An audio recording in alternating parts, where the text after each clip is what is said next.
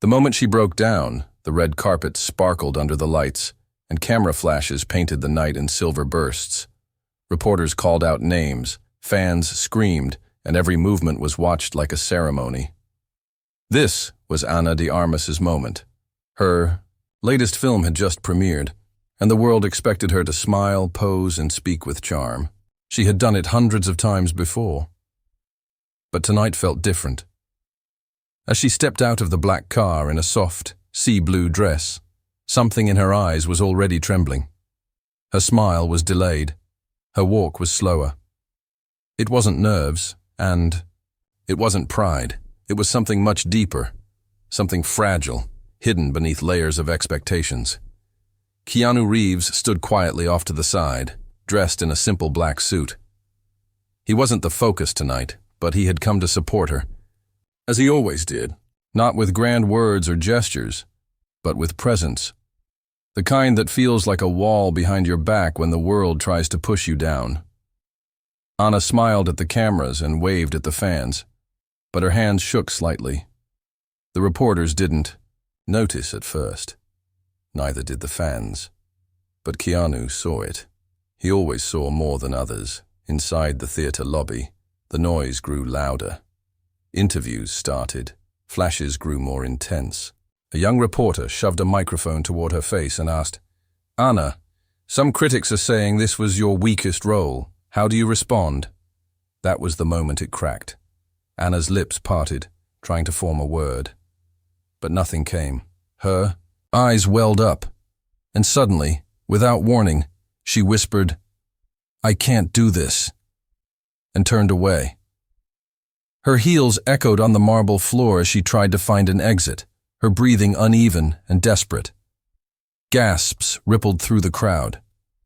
Some phones were already recording. Confusion spread. Keanu was already moving. He didn't ask questions. He didn't speak. He walked past the chaos, through the clusters of staff and guests, and followed her outside. She stood near the back of the theater, behind a tall curtain near a quiet service hallway. Her hands were shaking, her head down, eyes full of tears. "Ana," he said softly. She didn't look up. Keanu didn't ask her to explain. He didn't offer advice. Instead, he did the one thing no one expected at a red carpet event full of flashing lights and polished appearances. He opened his arms. Ana looked at him for just a second, and then stepped into the hug like it was the only safe place in the world. She pressed her face against his chest and the tears came fast, without shame. No cameras here. No noise. Just silence, warmth, and the slow rise and fall of his breath. They stood like that for a long time. She didn't speak. Neither did he. He just held her, letting her cry, letting the pressure pour out, letting her be human. And somehow, someone in the crowd had seen them retreat behind the curtain. Someone with a phone who had followed quietly and recorded that single silent hug. They didn't speak. There was no sound. Only the soft sight of a woman breaking, and a man saying nothing, just holding her like her pain deserved no judgment. By morning, the video had gone viral. Millions saw it. Millions shared it. Not for the drama, not for gossip, but because something about that silent moment felt honest, raw, healing. People around the world wrote comments. "I don't know what she's going through, but I felt like her." His hug. It's the therapy we all wish for. Keanu didn't fix her. He just stayed. And that's powerful. But back in the hotel, far from the noise, Ana sat on the balcony wrapped in a blanket. Keanu sat across from her, sipping tea, both of them watching the sunrise. The silence between them was not awkward. It was peaceful. "I'm tired, Keanu," she finally whispered. "Not of acting, but of pretending to be okay when I'm not." He nodded. "Then stop pretending. You don't owe anyone a perfect smile." She looked at him with tears again, but this time they didn't come from panic. They came from something softer, something healing. "Why are you always there for me?" she asked. Keanu looked at her and said gently, Because I see you. And that simple answer, those 3 quiet words, meant more to her than any praise, any award, any standing ovation ever had. He didn't try to carry her pain. He just stood next to it, and that changed everything. Whispers behind glass. The next morning, Ana de Armas woke to the soft sound of rain tapping against the window. It was early, the kind of early where the sky is still unsure if it wants to stay dark or let the light in. Her eyes opened slowly, the weight of the night before still pressing gently on her chest. She turned her head and saw a tray of breakfast by her door. There was no note, but she knew it was Keanu. Toast, tea, and a single folded napkin with a tiny heart drawn on it with a pen. He never made things complicated. She sat in silence, the city still asleep beneath her. Her phone buzzed. Once. Then again. Then nonstop. The messages were flooding in. Social media, texts, missed calls. Some people were concerned. Others were curious. Some were cold. You okay? What happened out there? You're trending. Why would you cry like that on a red carpet? Ana closed her eyes. The silence in the hotel room was safer than all those voices. She scrolled for a moment, just a moment, and saw the video, the hug, the one that now lived everywhere online. Some outlets called it the hug that spoke louder than words. Others twisted it into gossip. Keanu comforts fragile co-star. Is Ana okay? Mental breakdown or just bad? Press? She tossed the phone on the bed and buried her face in her hands. And that's when the knock came. 2 soft taps. Then silence. She didn't move at first. But something in her heart said he wouldn't knock unless she needed it. She opened the door. Keanu stood there holding 2 umbrellas, dressed in his usual plain shirt and jeans, rainwater clinging to his sleeves. He didn't ask to come in. You up for a walk? He asked. Ana blinked. Now? He shrugged. I know a place where people don't care about red carpets. The walk was quiet. The rain was soft and warm, not heavy. They walked through empty streets, past cafes still closed, past corners where no one knew their names. They didn't talk much. Finally, they reached an old bookstore, the kind with wooden steps, dusty windows, and a tiny bell above the door that jingled when they entered. The owner, an elderly woman with gray hair tied in a bun, smiled when she saw Keanu. Back again? She said kindly. Brought a friend, he replied. Ana looked around. The shelves were full of old poetry, forgotten stories, and books with cracked leather covers. It smelled like paper and time. She followed him to a corner near the back, where a small bench sat beneath a skylight. This place, Keanu said softly, saved me once. She looked at him, unsure what he meant. And for the first time, Keanu opened a little door in his heart. A few years ago, he said, I was drowning. People thought I was okay. I smiled. I worked. But inside, it felt like I was watching my life from the outside, like I didn't belong in it. He paused. Then one day I found this place. I read a book here. It didn't fix me, but it reminded me that not everything is loud. Some healing is quiet.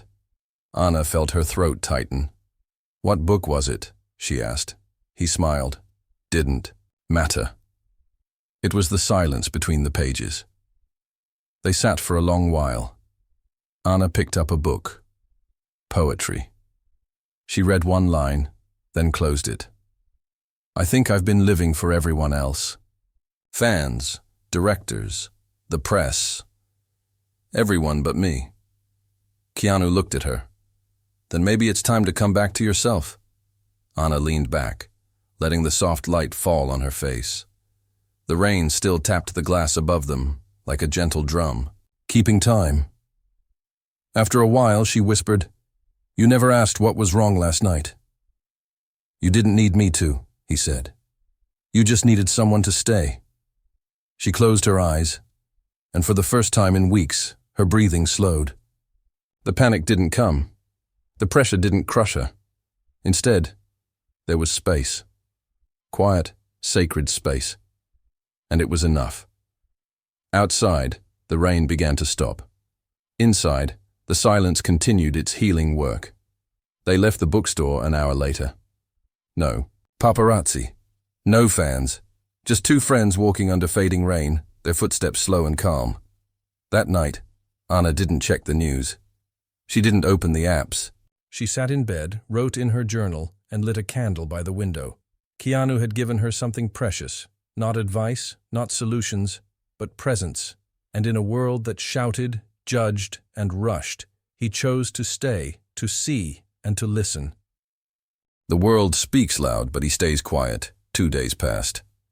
Anna avoided the noise. She skipped interviews. She canceled appearances. Some called it unprofessional. Others called it brave. Keanu never said a word about it. He simply made sure her breakfast tray arrived. He sent no texts, made no pressure, just silence, wrapped in care. But the world outside didn't rest. Online voices grew louder. She broke down in public. Is she fit for work? Keanu always has to rescue her. Why doesn't she hold herself together? Maybe she's just acting. Anna saw it all. Not by choice, but because the world makes sure you hear it, no matter how tightly you close the windows. She sat in her room, scrolling, eyes dry but heavy. Her fingers paused on one post. A photo of her crying, the hug. Underneath it, someone had written, "We all carry pain," but she dropped it in front of the world. And somehow, that made me feel less alone. Anna stared at that line for a long time. Less alone. That night, Keanu knocked again. This time, not with umbrellas. He held a small paper bag. Inside it was a single plain notebook and a pen. "You don't have to explain yourself to them," he said softly. "But maybe write something for yourself." She hesitated. "I'm not sure what to say." "Then start with what you're feeling," he said, "even if it doesn't make sense." She opened the notebook that night. Not to write a script, not to plan a scene, but to write for her. "I feel hollow. I feel watched. I feel like every smile is borrowed and every tear is judged." The pen didn't stop, but Keanu just stands there. He doesn't ask for answers. He doesn't fix me, and that feels like the first real thing in a long time. Hours passed. She fell asleep with the notebook on her lap and her heart a little lighter. The next morning, a letter was slipped under her door. Not from Keanu, from someone on her team. It said the studio was concerned about the press. They advised her to speak out and manage the narrative. Anna didn't reply. Instead, she walked to the rooftop garden of the hotel, notebook in hand. Keanu was already there, sipping coffee, watching the sun cut through the city haze. She sat beside him. No greetings, just calm air between them. "They want me to fix the story," she said after a while. "Are you broken?" he asked. She looked at him. "No," she said. "Just tired of pretending I'm not." Keanu smiled. "Then don't fix it. Live it." They sat in silence. No interviews, no statements. Just sky, warmth, and truth. But that wasn't the end. Later that day, during a scheduled film panel, one of the hosts asked a question live on camera. "Ana de Armas had a public breakdown. Is she okay to continue this film tour?" Keanu was on that panel too. The room went still. He looked at the host, his face calm, but his voice firm. "Have you ever cried in public?" he asked the host. The man hesitated. "Have you ever been overwhelmed, judged, or just broken down because you're human?" The host shifted in his seat. I suppose." Keanu nodded gently. "Then maybe the better question is, why do we think she needs to apologize for feeling what we all feel?" The room was silent. "She didn't break down," Keanu continued. "She broke open, and that takes more strength than smiling for cameras. The clip went viral in minutes, not because he shouted, not because he defended her with power, but because he spoke with stillness. And stillness, in a loud world, feels like thunder. Anna watched it later, sitting alone on her hotel bed, and for the first time, she smiled, fully, not for the camera, not for approval, but for herself. She picked up the notebook and wrote just one line. He didn't lift me up. He sat with me until I could stand, and that changed everything. The mask she left behind, it was raining again. Not the kind that shouts and floods the streets, but the soft kind. The kind that whispers, as if the sky is letting go of what it's been holding too long. Anna stood by her window, watching the drops slide down the glass. Behind her, the notebook lay open, pages half filled with raw truths and unfinished thoughts. This morning felt different. She didn't feel ready. But she didn't feel like hiding either. She turned on the small speaker by her bed. Soft music filled the room. Something calm, something slow, something that didn't ask for attention, but gave comfort anyway. Her phone buzzed once, a message from Keanu. Walk with me? No explanation. No pressure. Just a question. She smiled. 10 minutes later, they were on a quiet path in the park just outside the city. Puddles reflected the sky, and the trees whispered with each raindrop. Anna wore a gray hoodie, her hair tucked inside. No makeup, no cameras, just her, raw and real. They walked in silence, like always. But this time, she was the first to speak. Do you ever feel like the person they love isn't you? Keanu glanced at her. Every day. They love my characters, she said. They love my dresses, my interviews, the version of me they see on screen. But the real me? The quiet, sad, scared part of me? That version always feels uninvited. He nodded slowly. When I lost someone close, he said, everyone wanted to talk about how strong I was, how gracefully I carried the pain. But no one asked about the nights I couldn't sleep, or the days I stared at walls for hours. They didn't want that version. They wanted the strong Keanu. He paused. Sometimes we become characters, even in real life. Anna stopped walking.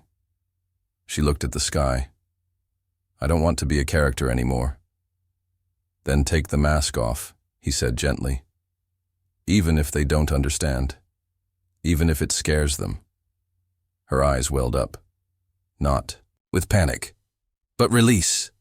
I don't know who I am without it. Keanu turned toward her, his voice soft. Then maybe now is the beginning of finding out.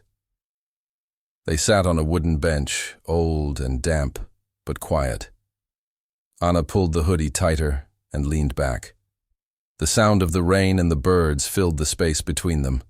For the first time in years, she allowed herself to breathe without performance. No posing. No worrying.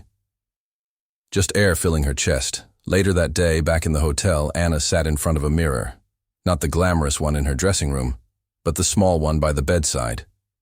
She looked at her face, every line, every flaw, the shadows under her eyes, and she didn't fix them. She didn't reach for makeup. She didn't reach for masks. Instead, she turned on the camera on her phone, not to entertain, not to promote, just to speak. She hit record and began. Hi, she whispered. I'm Anna. She paused. Not the actress.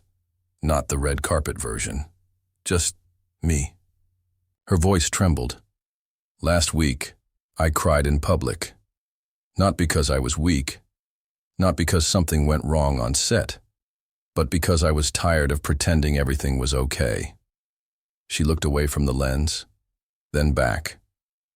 And the person who helped. Mimos didn't give me advice, didn't try to fix it. He just stayed. He saw me. And for the first time in a long time, I felt like I was allowed to just be. She smiled softly. Maybe you feel that way too. Maybe you're carrying something you don't talk about. Maybe you're tired of pretending too. She leaned in. You're not alone. She ended the video and posted it. No edits, no filters, no PR approval, just truth. The response was unexpected. Millions watched. Not for drama, but for reflection. People wrote, I cried watching this. Thank you for saying what I couldn't. This made me feel seen, like my own sadness wasn't a weakness. Thank you for being real. The world needed this. Keanu. Didn't say anything when he saw the video. He just sent her one message. You took off the mask, and what you showed is beautiful. Anna read the message and held her phone to her chest. She didn't need a standing ovation. She didn't need applause. For the first time, she had something better. Freedom. The truth that set others free. Days passed. Anna didn't return to the spotlight. Not yet. But something had shifted. Not just in her, but in the world watching her. People had started sharing their own videos. Not of red carpets or outfits or rehearsed smiles, but of moments where they too had broken down. One man shared a video of himself crying in his car after a long shift. A mother recorded herself talking quietly about postpartum depression. A teenage girl sitting under her blanket whispered, Thank you, Anna. I didn't think anyone else felt like me. Anna watched them one by one, not with sadness but with stillness. Like she had just started to understand the power of being open, and through it all, Keanu remained close. Never asking her to post more, never asking her to explain, he simply kept showing up. Sometimes with books, sometimes with snacks, sometimes just with silence. One evening, as the sun was dipping low behind the skyline, Anna sat by the hotel rooftop garden again, her journal in hand. Keanu joined her, carrying 2 mugs of tea. They didn't speak for a while. Then she asked, Why do you always choose quiet over words? He smiled. Because sometimes words get in the way. She looked at him. You never tried to tell me what to do. Never told me to move on or be strong or smile again. Why? Because healing isn't a task, he said. It's a journey. And no one can walk it for you, but they can walk beside you. Anna looked down at her journal. Her fingers brushed over a page with the words, You're not alone, written in bold letters. Do you ever get tired of holding space for people? She asked. Keanu chuckled softly. I'm not holding space for people. I'm just giving what I wish someone had given me. That sentence stayed with her. That night, Anna received an invitation. A global charity event wanted her to be the closing speaker. They said her recent video had sparked a movement of honesty and healing. They didn't want glamour. They didn't want promotion. They just wanted her. Anna stared at the screen for a long time. Then she picked up the phone and called Keanu. They want me to speak, she said quietly. Then speak, he replied. But not as the actress. Not the version they're used to. Then speak as the woman who finally found her voice. The event was held at an old theater. Dim lights, simple chairs. People from all walks of life filled the hall. Nurses, students, caretakers, artists, veterans. Some wore suits. Others wore pain on their sleeves. Keanu waited backstage with her, his hand gently resting on her shoulder. Whatever you say, he whispered. Just let it come from the part of you they've never seen. When she stepped onto the stage, there was no applause. Not because they didn't admire her, but because they were listening already. She stood at the center, alone, vulnerable, real. I used to think I had to be perfect to be loved, she began. I thought showing weakness meant failure. And then I broke. Not in secret, not in silence, but in front of the world. A hush fell over the crowd, and I was terrified, ashamed, convinced I had ruined everything. But then, something unexpected happened. She paused. Someone didn't try to fix me, didn't run away, didn't post advice or hashtags. He just hugged me. He stood with me. And in that quiet moment, I found the strength to speak again. The audience was still. Anna looked around. Her eyes welled up, but this time, the tears didn't carry shame. They carried truth. "You don't have to be okay every day," she said, her voice soft but sure. "You don't have to pretend. You don't have to smile if your heart is breaking. And most of all, you are not alone." Silence broke, not with noise but with quiet sobs, nods, soft gasps. People in the crowd reaching for each other's hands, and backstage, Keanu watched with quiet pride, not because she was strong, but because she was honest. After the event, Anna walked off stage slowly, her breath shaking, but her heart steady. Keanu met her near the curtain. She didn't say anything. She just wrapped her arms around him. No words, no applause, just presence. And that was everything. The hug that healed more than one. The world had changed, but not in the way Anna expected. Not with flashing headlines or big award wins. Not with magazine covers or movie contracts. The change was quieter, deeper. It was in the messages she received, from strangers across the world. A nurse from Argentina wrote, "I finally told my sister I was struggling." A teacher from Poland shared, "I watched your video with my students. We cried together." A young boy from Japan sent a hand-drawn sketch of her and Keanu standing in the rain, hugging. But most surprising of all were the stories of silence, the ones that never made it to the internet, the ones told in quiet living rooms, coffee, shops, and hospital beds, where people whispered to each other, "If she can be honest, maybe I can too." Anna had not meant to lead a movement. She only meant to breathe. But somehow, in doing so, she gave others permission to do the same. Weeks passed.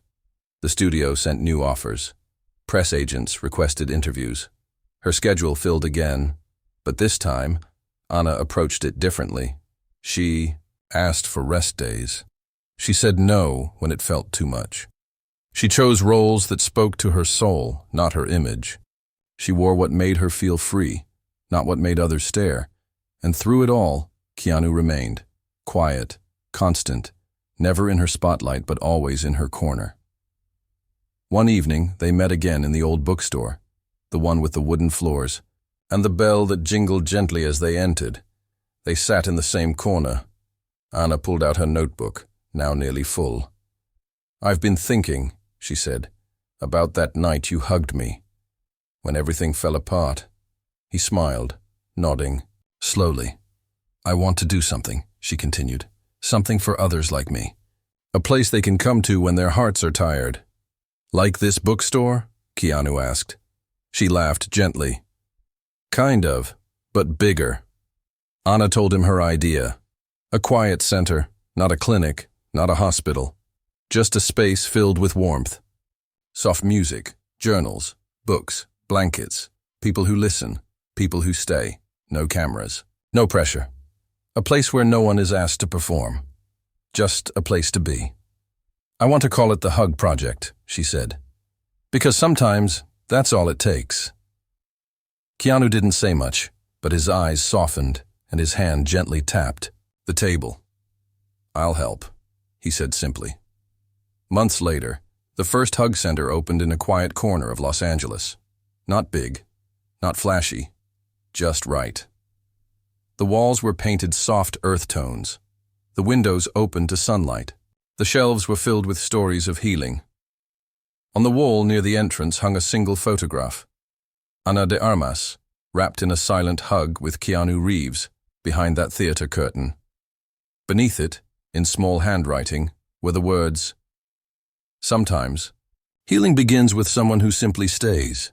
People came, not just fans, not just the hurting, but those who needed to remember that their feelings weren't a problem to solve, but a story to tell. Anna visited often, Not as a star, not as a guest, just as herself.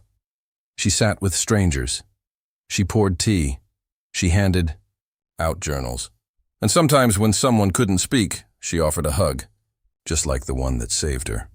And Keanu. He never stood on stages, never gave speeches. But his presence became legend. The man who didn't speak loudly, but changed lives with silence. One day, Anna sat by the window, watching the golden light pour into the hug center. A young girl, maybe 10 years old, sat across from her, eyes red but calm. "Are you famous?" the girl asked shyly. Anna smiled. "Some people think so, but I'd rather be known for listening." The girl nodded, then, quietly, she stood and hugged her.